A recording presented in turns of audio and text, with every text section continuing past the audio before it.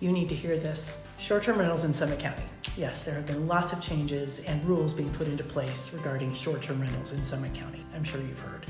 What is a short-term rental? Well, if you are renting your residence or part of your residence for a period of less than 30 consecutive days, you are operating a short-term rental, and you have to be licensed and you have to pay taxes. So keep watching.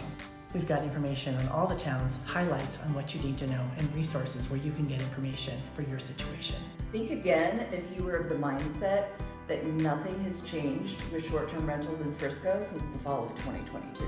As of February 23rd, 2023, the town has reached its limit of 900 STR licenses issued. That is 25% of the 3,600 residential housing units in Frisco. There is a wait list you can easily get on for $25. It doesn't matter what size your property is in Frisco, it's a $250 annual license renewal fee.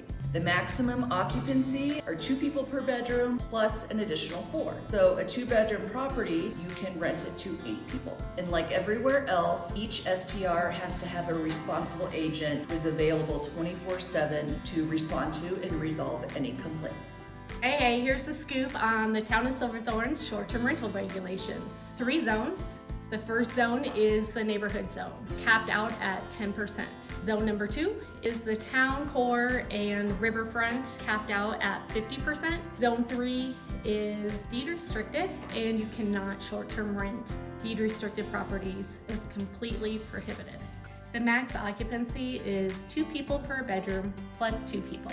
The fees to get a short-term rental license range between $150 to $500 depending on the size of the property. Okay, I know what you're thinking. What about the rest of Summit County, unincorporated? What's a NOS? What's a ROS? What are we talking about here? There are pockets of unincorporated Summit County in every town. We're talking about Wilderness in Silverthorne or Dillon Valley in Dillon. Those are considered neighborhood overlay zones, or the NOS, versus the ROS, which is a resort overlay zone. Here I'm talking Keystone, Copper, Tiger Run Resort, a little bit of unincorporated Summit County at the base of Peak 8 in Breckenridge. In the resort overlay zone, there are no caps on the number of bookings or the number of licenses that will be issued. Neighborhood overlay zone, 35 bookings. That's a cap that they have put in place. They've also said we are going to limit the number of licenses. It could be a couple of years before licenses are available if you are in the neighborhood overlay zone. The neighborhood overlay zone has a cap on the number of bookings, not nights that you can rent it, 35 bookings per year. Like many other towns, there is a limit to the number of guests you can have per booking, 2 per bedroom plus 2.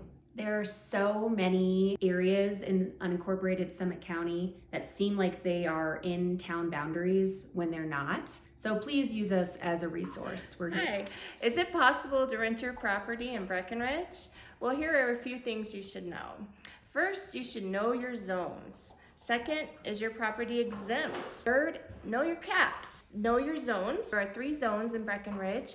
First being the tourism zone that has the biggest cap, that's 92%.